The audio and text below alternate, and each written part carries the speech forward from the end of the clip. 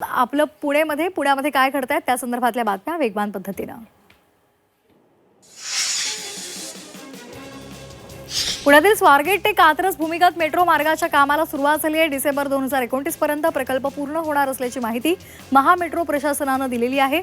या मार्गावर 5 स्थानकं असतील, त्यामुळे प्रवाशांना मोठा दिलासा मिळणार आहे। पुणे शहराचा तापमानाचा पारा 40च्या पार पोहोचलाय। पुण्यातील लोहगाव परिसरात 40.6 इतक्या तापमानाची नोंद झाली आहे। पुढील 2 दिवसात तापमानात आणखी वाढ होईल असा अंदाज आहे। तापमान वाढल्यामुळे पुणेकरांना उन्हाचा सामना करावा लागतोय। पावसाळ्यामध्ये पीएमपी बस पाण्यामध्ये बंद पडू नयेत यासाठी प्रशासनानं आता खबरदारी घ्यायला सुरुवात केली आहे। ब्रेकडाऊन होऊ नये यासाठी एक एसओपी सुद्धा निश्चित केली आहे। पाणी साचणाऱ्या मार्गामध्ये मॅपिंग करून बदल केले जाणार आहेत।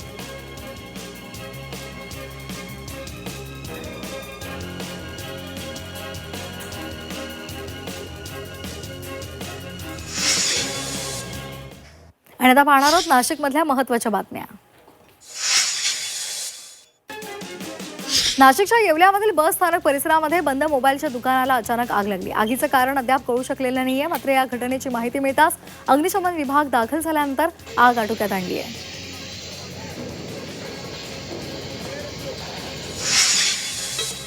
नाशिकच्या येवल्यामध्ये राजापूरमध्ये भैरवनाथ महाराज यात्रा उत्साहात साजरी झाली। या यात्रेमध्ये कावडी मिरवणूक, काठी मिरवणूक एक आकर्षण ठरलं। या यात्रेला मोठ्या संख्येने नागरिकांची गर्दी होती।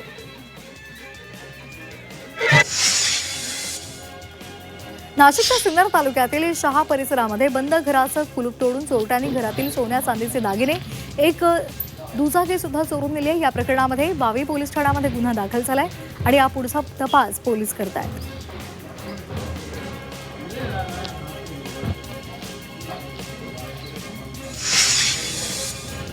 आणि आता छत्रपती संभाजीनगरमधल्या महत्त्वाच्या बातम्या पाहूयात।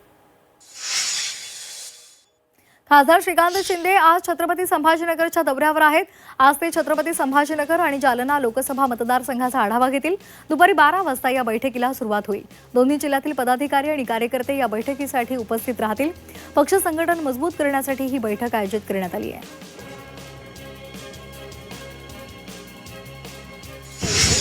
छत्रपती संभाजीनगरात एसटी बस स्थानकाची दुरवस्था झाली आहे। अस्वच्छता, खड्डे, त्याचबरोबर भिंतींचे रंग उडालेले आहेत। छताच्या प्लास्टरचे पोपडे निघालेले आहेत। अशी ही दुर्दैवी अवस्था आहे।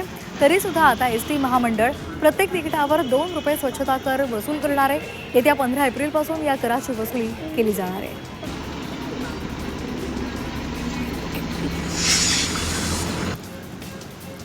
छत्रपती संभाजीनगरमधील डॉक्टर बाबासाहेब आंबेडकर मराठवाडा विद्यापीठातील शिक्षक प्रवर्गाच्या 73 जागांसाठी भरती प्रक्रियेला सुरुवात झाली आहे। प्राप्त एटीआर असलेल्या 4921 अर्जांची छाननी विद्यापीठाच्या प्रशासकीय इमारतींमध्ये सुरू केली आहे। नवं शैक्षणिक वर्ष सुरू होण्यापूर्वी भरती प्रक्रिया पूर्ण करण्यात येणार आहे।